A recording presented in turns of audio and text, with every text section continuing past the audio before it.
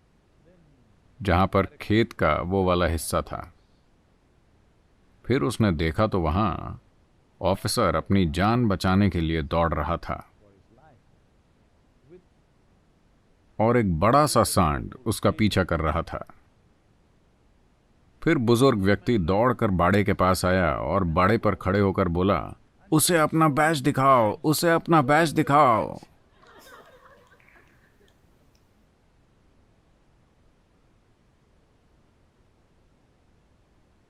कृपया वायरस के सामने अपनी उपाधियां मत दिखाइए। ये कोई भेदभाव नहीं करता।